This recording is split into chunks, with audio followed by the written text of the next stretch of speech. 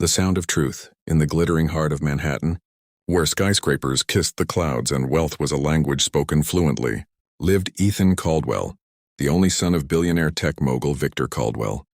Ethan was born deaf, a fact that haunted his father's empire of perfection. The world saw Ethan as a silent prince, tucked away in a penthouse of glass and steel. His life cushioned by luxury but shadowed by isolation. Victor had scoured the globe for cures, renowned specialists, experimental treatments, even whispers of miracles. But Ethan's world remained soundless. The media spun tales of the tragic heir, and Victor's empire grew stronger on the public's sympathy. Yet in a small Brooklyn diner, a girl named Lila Torres, a dishwasher with dreams bigger than her paycheck, was about to unravel a truth that would shake their world. Lila was 19, with calloused hands and a heart that refused to harden.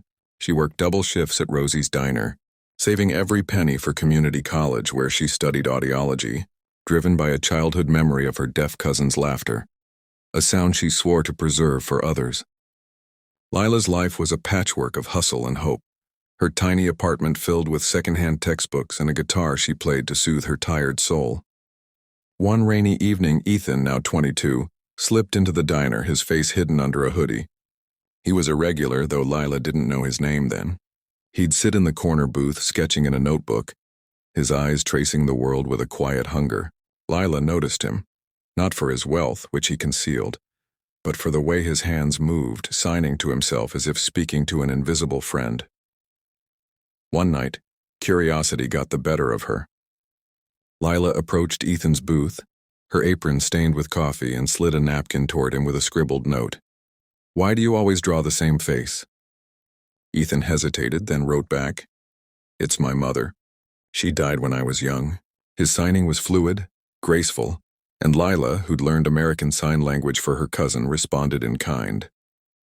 Their conversation flowed, halting at first, then effortless. Ethan shared how he felt like a ghost in his father's world, seen but never heard. Lila spoke of her dream to help deaf children find their voices, not through sound but through connection. That night, a fragile bridge formed between a billionaire's son and a girl who owned little but gave much. Weeks passed, and Ethan returned to the diner nightly, drawn to Lila's warmth. She taught him to laugh again, her stories of Brooklyn's quirks painting his silent world with color. But Lila noticed something odd. Ethan's deafness seemed inconsistent. He'd flinch at sudden noises, a dropped tray, a slammed door, reactions no deaf person should have. At first she dismissed it, but the pattern grew undeniable. One evening, as thunder rattled the diner's windows, Ethan winced, his hands covering his ears. Lila's heart raced. She signed, "You heard that, didn't you?"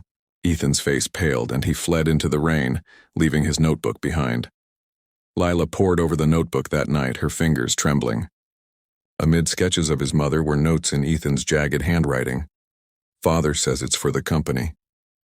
The sympathy drives stocks, but I've always heard." The words hit Lila like a tidal wave. Ethan wasn't deaf. His father had orchestrated a lie, exploiting his son's silence to bolster the Caldwell empire. Lila's stomach churned with anger, but beneath it, she felt Ethan's pain, a young man trapped in a deception, his voice stolen not by biology but by greed. She confronted Ethan the next day in a park, the city's hum a cruel irony around them. "Why do you let him do this?" She signed, her eyes blazing. Ethan's hand shook as he replied, "He's all I have. He said the world would reject me if I wasn't perfect. The lie protects me." Lila's heart broke. She saw a boy, not a billionaire's son, yearning to be enough. "You're already enough," she signed, her hands steady despite her tears. "The truth will set you free, not destroy you." Ethan looked away, the weight of 22 years of silence pressing down on him. Lila could have walked away, protected her own fragile life. But she couldn't abandon Ethan.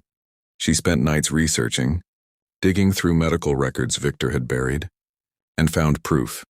Ethan's childhood audiograms showed normal hearing, altered to support the lie.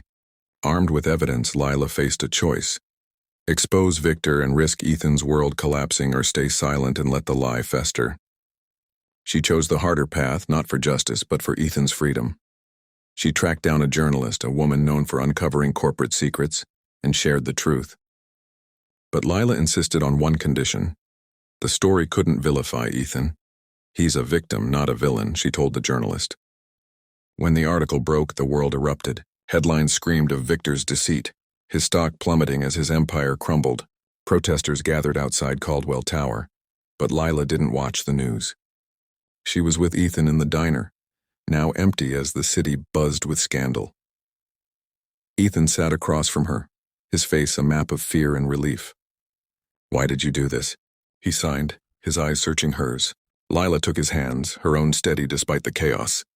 "Because you deserve to be heard," she signed, "not as a billionaire's son, but as you." For the first time, Ethan wept openly, his silent world cracking open. He spoke aloud, his voice rusty but real.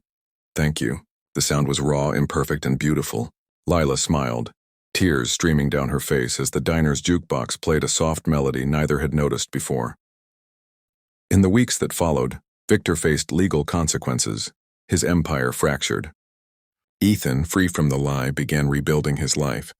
He donated much of his inheritance to fund audiology programs for children, inspired by Lila's dream. The media shifted, calling him a hero, but Ethan didn't care for headlines. He cared for the girl who'd seen him when no one else did. Lila, now enrolled in college with a scholarship Ethan quietly arranged, continued her work, her heart fuller than her bank account. One evening, they stood on a Brooklyn rooftop, the city's lights sprawling below. Ethan signed, "You gave me my voice." Lila shook her head, her smile soft. "You always had it. I just helped you find it." They stood in silence, not the heavy kind Ethan had known, but a shared, peaceful one where truth was louder than words. The world moved on, but Ethan and Lila's story lingered, a reminder that kindness could pierce even the darkest lies. Across the USA, people shared their tale, not of a billionaire's fall, but of a girl who saw a soul worth saving and a boy who learned to speak his truth. It was a story of humanity's power, proving that the smallest act of compassion could echo louder than wealth, resonating in hearts everywhere with a simple, uplifting truth. We are all enough, just as we are.